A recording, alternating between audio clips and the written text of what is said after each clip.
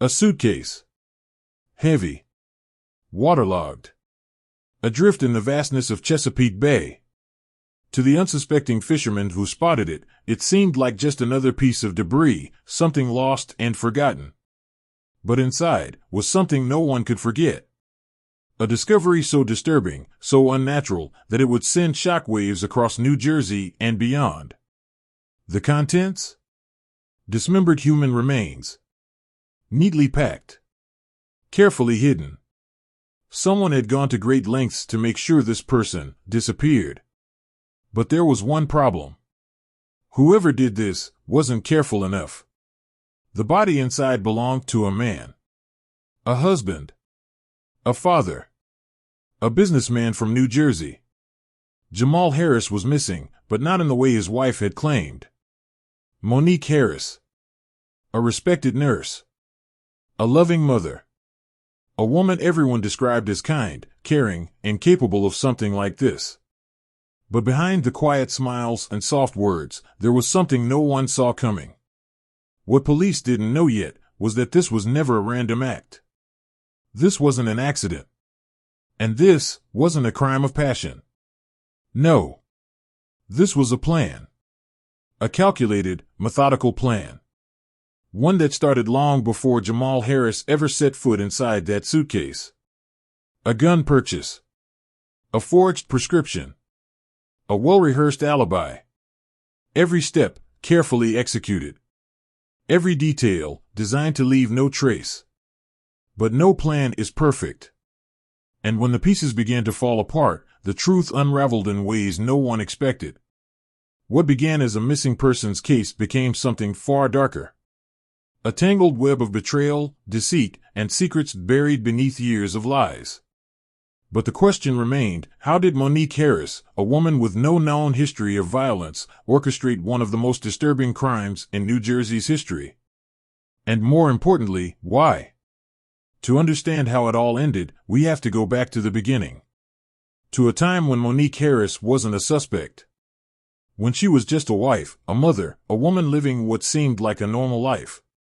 Monique Harris was 34 years old. A registered nurse at one of New Jersey's well-known medical centers. Smart. Organized. The kind of person people trusted with their lives. She had built a career on precision, on knowing how to care for others. And to most who knew her, she was exactly what she appeared to be, kind, responsible, well put together. But Monique was also something else. Someone else. At home, things were different. The woman who smiled in the hallways of the hospital, who reassured patients with a steady hand, was leading a life that was falling apart behind closed doors. She was married to Jamal Harris, a businessman known for his charm and confidence. At 39 years old, Jamal had worked hard to build a name for himself. He was outgoing, good with people, the kind of man who knew how to make an impression. He dressed sharp, spoke well, and in many ways, Monique and Jamal looked like the perfect match. A power couple. They met years earlier through mutual friends. She was drawn to his ambition, his energy. He liked that she was stable, independent. From the outside, it was a strong relationship. A beautiful wedding, 2 children, a nice home in New Jersey. But not everything that looks good is built to last. The truth was, their marriage had been unraveling for years. Arguments that started as whispers behind closed doors became louder, more frequent.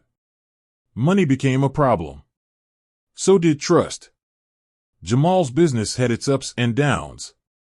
He liked to spend, liked to live large. Monique, on the other hand, was careful, always planning ahead. She saw his choices as reckless. He saw hers as controlling. And the tension between them never seemed to let up. But there was something else. Something that changed everything. Monique was having an affair. Dr. Rashad Miller. A physician at the same hospital where Monique worked. Respected. Married. A man with his own secrets. It started as small moments, long conversations, stolen glances. A connection that grew into something more. And before long, Monique was spending less time at home, finding excuses to stay late at work, avoiding Jamal's calls. And Jamal? He wasn't a fool. He noticed. The way she was distant. The way she pulled away. He started asking questions. Pressing. But Monique never gave him the answers he was looking for. And Jamal didn't stop pushing. The more questions he asked, the more trapped she felt. And when Jamal started talking about money, about making changes, about what would happen if they separated, Monique realized something. If she left him, things wouldn't be simple. There would be consequences. Custody battles. Financial struggles. She had spent years building a life, and she wasn't about to let it slip away. So Monique made a decision. One that would set off a chain of events that no one, not Jamal, not Rashad, not even Monique herself, could stop. Because Jamal Harris wasn't going to just disappear. Not yet. Jamal Harris wasn't blind. He had spent years with Monique, long enough to know when something wasn't right. The late nights, the silence, the excuses. At first, he brushed it off. Told himself she was just tired from work, that the stress of the hospital was getting to her. But then, there were things he couldn't ignore. Her phone was always close by. She used to leave it on the counter, face up, without a second thought. Now, she kept it in her pocket. Always locked. Always turned over. And when it did ring, she never seemed to answer, at least, not in front of him. Then came the message. A name Jamal didn't recognize flashing across the screen. Rashad. He wasn't the type to snoop. He never needed to. But that night, after Monique fell asleep, he picked up her phone. The message was still there. Short. Simple. But damning. I miss you already. Jamal stared at the words. A slow, cold understanding settling in. His wife wasn't just distant. She wasn't just tired. She was with someone else. The next morning, he asked her. Straight out. No accusations. No raised voice. Just a question. Who's Rashad? Monique didn't flinch. Didn't hesitate. She looked him in the eyes and smiled. Just a doctor from work. We're friends. A lie. And Jamal knew it. But what could he do? What proof did he have? He wasn't the kind of man to make empty accusations. He needed more. And so he started watching. Paying attention. Waiting for her to slip up. And she did. It wasn't just the phone anymore. It was everything. The way she left earlier and came home later. The way she stopped looking at him, stopped touching him. The way she started dressing differently. Lingerie tucked away in the back of her drawer, still in its packaging. New perfume. A change he wasn't a part of. And then, one night, she slipped. A name dropped in conversation. Too casual, too familiar. Rashad. Jamal didn't say anything. He just nodded. And later that night, while she was in the shower, he opened her laptop. The messages were there. Hidden in an email account he had never seen before. Lines of whispered confessions. Secret meetings. Plans. A future where his name was never mentioned. And that was when he realized. His wife wasn't just having an affair. She was planning something without him. Something permanent. Jamal wasn't a fool. He had seen what divorce could do. Friends who lost everything, their homes, their savings, their kids. He had worked too hard for this life to have it taken from him. If Monique wanted to leave, fine. But it wasn't going to be easy. Not for her. Not for Rashad. Not for anyone. So he started making plans of his own. Checking their accounts. Moving money. Talking to lawyers. If she wanted a way out, she was going to have to fight for it. But Monique had already decided she wasn't going to fight. She was going to win. Because divorce was messy. Divorce was expensive. Divorce meant Jamal would still have a say in her life. And that wasn't what she wanted. She wanted him gone. Monique Harris had already made up her mind. Jamal wasn't going to walk away from this marriage. She wasn't going to let him take control, take the money, take the kids. No court, no lawyer, no settlement. She had thought of everything. And now, she was putting her plan into motion. It started with a prescription pad. A simple sheet of paper, the kind doctors use every day. But in the wrong hands, it became something else entirely. Monique knew where Rashad kept his. She had seen him write prescriptions countless times. And one afternoon, when no one was looking, she took one. She didn't use his name. That would be too obvious. Instead, she forged the signature of another doctor. A name she had seen on paperwork. A name no one would question. And on that slip, she wrote one thing: chloral hydrate. A sedative. Strong. Effective. Tasteless. She knew how much to use. She had spent hours researching. Late nights, locked in her office, her fingers typing words that no innocent person should ever search. Undetectable poisons. How to make a death look natural. How to get away with murder. Every click, every page, another step closer to what she had planned. And then, the final piece. A gun. She had never owned one before. Never needed one. But suddenly, she did. She walked into the store, confident, practiced. She had rehearsed this in her mind a dozen times.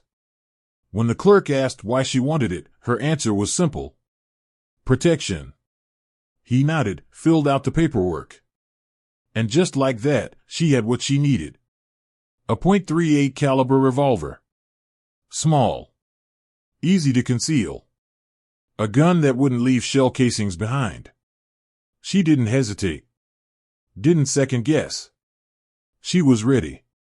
And so, on the night of April 28, 2004, Monique Harris set the table for the last meal she and Jamal would ever share. Dinner was his favorite. She had made sure of that. Everything cooked to perfection, plated carefully, just the way he liked it. And in his drink, a carefully measured dose of chloral hydrate. Enough to make him drowsy. Enough to keep him still. But not enough to kill him. Not yet. Jamal didn't notice. He had let his guard down. Maybe he was tired of the fighting, maybe he was ready to believe that Monique was finally coming around. He drank. He ate. And then, he started to fade. His head felt heavy. His vision blurred. His arms sluggish. He tried to speak, but the words wouldn't come out the way he wanted them to. His chest felt tight, his body unsteady. Monique watched. Calm. Silent. She waited for the moment his body gave up, when his weight slumped against the chair, his breath slow, his muscles too weak to move. Then she stood. Reached for the drawer. Pulled out the gun. And shot him. Once. Twice. The sound echoed through the house. 2 bullets. Straight into his body. A man who had built a life, now bleeding out at the dinner table where he had once shared meals with his family. A man who had loved her, who had suspected, who had fought to keep everything from slipping away. But Monique didn't stop to grieve. She didn't freeze, didn't panic. She had work to do. Because getting rid of a body wasn't as easy as she thought. The hardest part was over. Jamal was dead. But Monique Harris knew that death wasn't the end of this. It was just the beginning. She stood over his body, staring at what she had done. Blood pooling beneath the chair. The smell of gunpowder hanging in the air. The house was silent, except for the sound of her own breathing. And then, she moved. There was no time to hesitate. No time for second thoughts. She had planned for this moment. And now, she had to finish what she started. She dragged his body to the bathroom. It was difficult. He was heavy, lifeless, harder to move than she expected. But she managed. She had always been strong. She had worked in hospitals, had seen things that would make most people weak. This wasn't any different. At least, that's what she told herself. The tub was where it would happen. The place where she would erase him piece by piece. She had already gathered what she needed. A saw. Gloves. Garbage bags. She worked methodically, the way she did with everything. Focused. Determined. There was no room for mistakes. It took hours. Longer than she thought. By the time she was done, her muscles ached. But she didn't stop. She couldn't. She placed each part of him into separate bags, sealing them tightly before placing them inside 3 large suitcases she had set aside for this exact moment. It had to be done this way. A body was too obvious, too hard to carry. But in pieces, he was manageable. He could be packed away, stored neatly until she was ready to dispose of him. She cleaned everything. Every surface, every drop of blood. She scrubbed the floors, the walls, the tub. Poured bleach until the smell burned her nose. The gun? She wiped it down, stored it in a bag. The bullets? Flushed. The towels she used? Burned in the fireplace. No evidence. No trace. By the time she was finished, the house looked the same as it always had. Like nothing had happened. Like Jamal had never been there at all. And then, she waited. The sun was rising by the time she carried the suitcases to the car. One by one, loading them into the trunk, careful not to be seen. It had to look normal. Just another day. Another errand. She drove south. Away from New Jersey. Away from the life she had just erased. Her plan was simple: dispose of the suitcases far from home, somewhere no one would think to look. Somewhere they would never be found. Chesapeake Bay. A quiet, vast stretch of water. Remote. Deep. The perfect place for something to disappear. She pulled over when she was sure no one was around. Opened the trunk. Lifted the first suitcase, then the second, then the third. They were heavy. Too heavy. She hadn't accounted for that. But she pushed through. Step by step, dragging them to the edge. And then, she let them go. One after another, the suitcases hit the water. The weight of them sent them sinking fast. Within seconds, they were gone. No splash, no floating debris. Just water. Calm, undisturbed. And Monique? She exhaled. It was done. She got back in the car, started the engine. She was careful. Took the long way home. Made sure no one followed. It was as if she had never been there at all. She thought she had committed the perfect crime. But every perfect crime leaves behind traces. She didn't know it yet, but the evidence was already against her. She had left behind more than she thought. And soon, it would all come crashing down. It should have been over. The suitcases were gone. Jamal was gone. Monique Harris had done everything right. She had covered every track, erased every sign. No body, no crime. That was how she saw it. But the world doesn't work that way. The past doesn't just disappear. It always finds a way back. And in this case, it took only 3 days. The first suitcase was found by accident. A fisherman, out early in the Chesapeake Bay, noticed something floating in the water. At first, he thought it was just debris, maybe something that had fallen from a boat. But as he got closer, he realized it was something else. Something worse. The suitcase was heavy. Too heavy for an empty bag. He pulled it onto his boat, flipped the latches, and opened it. Inside, human remains. The police were called immediately. And from there, everything changed.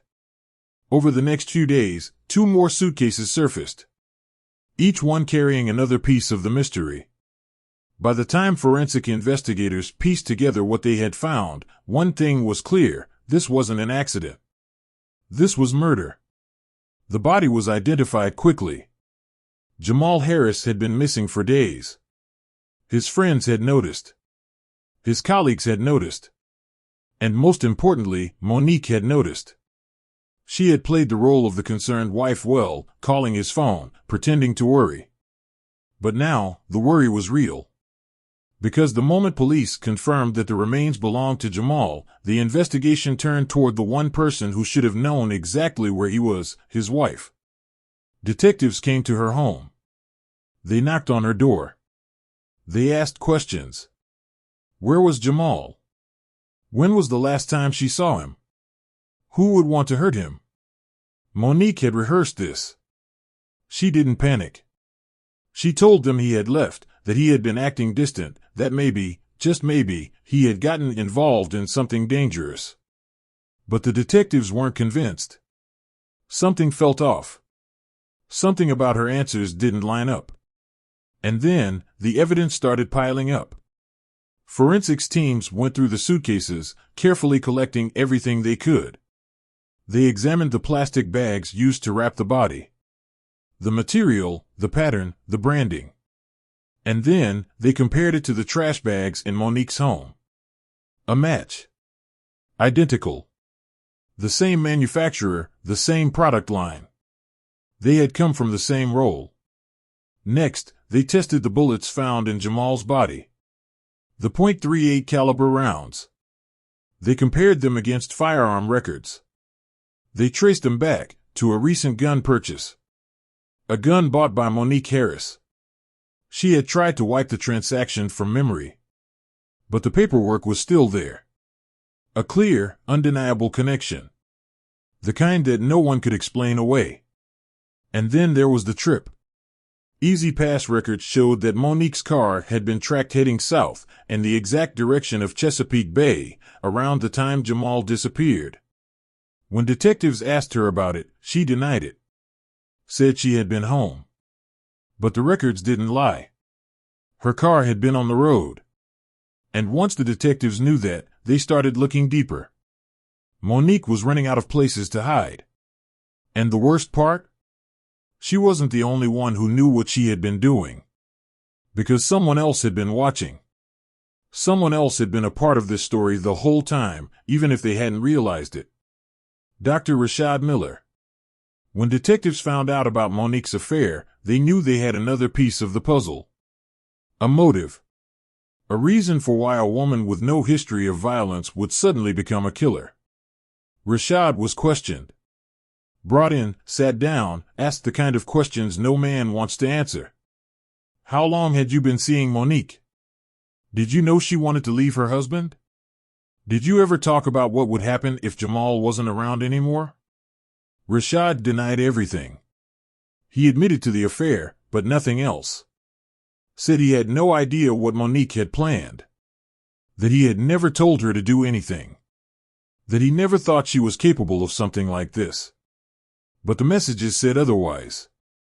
Detectives recovered emails, texts, long conversations where Monique had talked about how unhappy she was, how trapped she felt, how she wished things were different. And Rashad? He had listened. Encouraged her. Told her he understood.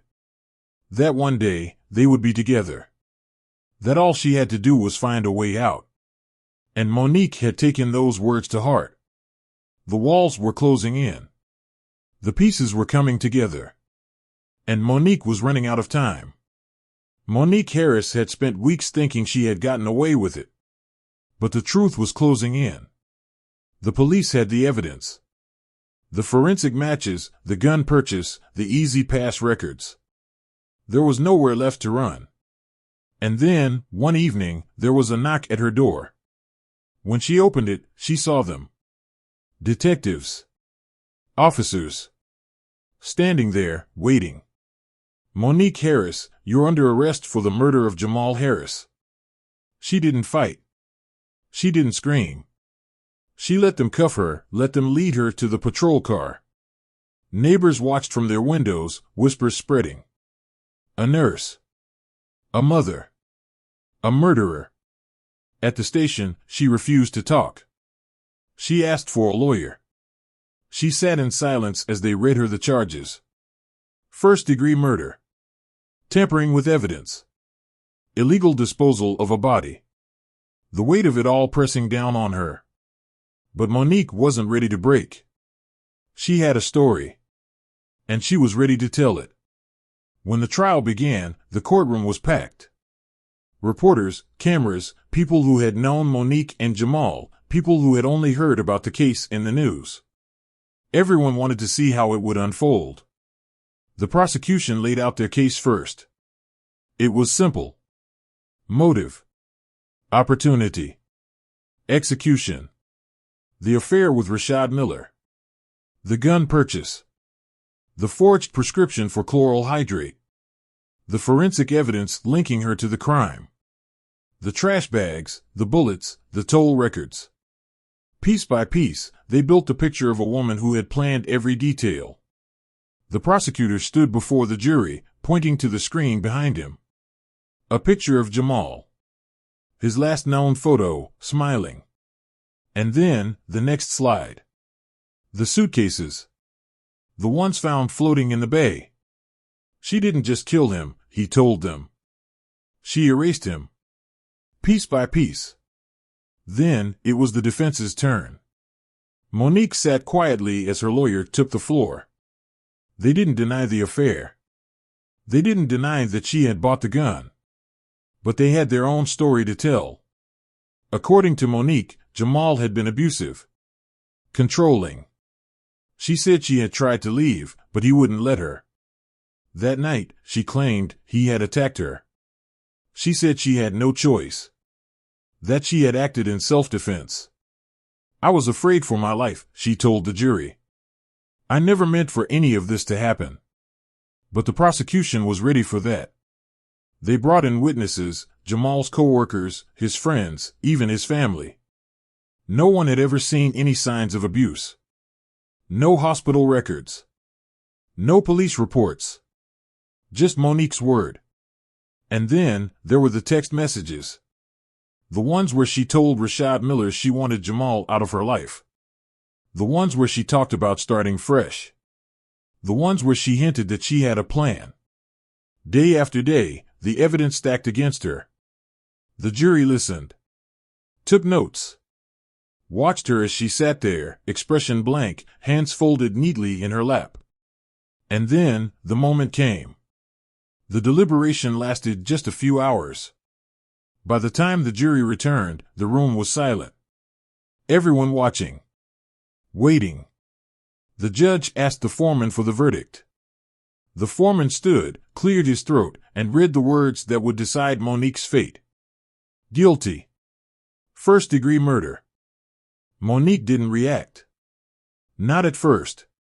She sat there, still, unmoving, as the words sank in. As the weight of everything she had done came crashing down. And then, finally, she closed her eyes. It was over. The verdict was in. Monique Harris was guilty. But there was still one more step. Sentencing. And when the day came, the courtroom was just as full as it had been for the trial. Reporters. Spectators. Family members sitting in the front row, waiting for justice to be served. The judge didn't hesitate. The evidence had spoken for itself. There was no plea deal. No second chances. The words came down like a hammer. Monique Harris, you are sentenced to life in prison without the possibility of parole. She didn't react. No tears. No outburst. Just the same blank expression she had worn through the entire trial. The kind of look that made people wonder what she was really thinking. If she even felt regret. The guards led her away. Shackled hands. A slow walk to a future she had never planned for. Her destination? The Edna Mahan Correctional Facility. A maximum security prison for women. A place where her days would blur together. Where the walls would close in. Where the life she had fought so hard to control would now be dictated by others. She filed for an appeal, claimed her trial was unfair, that the jury had been biased, that new evidence could prove she wasn't guilty. But every appeal was denied, every argument rejected. There would be no freedom, no second chance. Monique Harris thought she had the perfect plan, that she had accounted for everything. But no crime, no matter how carefully plotted, is ever truly perfect. Because the truth has a way of coming back. Just like those suitcases, rising to the surface, no matter how deep they had sunk. And in the end, her biggest mistake wasn't the murder itself. It wasn't the way she tried to cover it up. It wasn't even the lies she told. Her biggest mistake was thinking she could throw her past away, one suitcase at a time. Monique Harris will spend the rest of her life behind bars. No freedom. No future beyond the walls of a prison. A life that, once, she had complete control over, now reduced to nothing but routine and regret. But the questions remain. Was justice truly served? Did Monique act alone, or did Rashad Miller know more than he admitted? And if Jamal Harris had never found that message, would he still be alive today? What do you think? Was this a crime of desperation? Or was it a cold, calculated plan from the very beginning? Let us know in the comments below. And if you want more cases like this, where love, betrayal, and murder collide, don't forget to like, subscribe, and turn on notifications. Because the truth always comes out.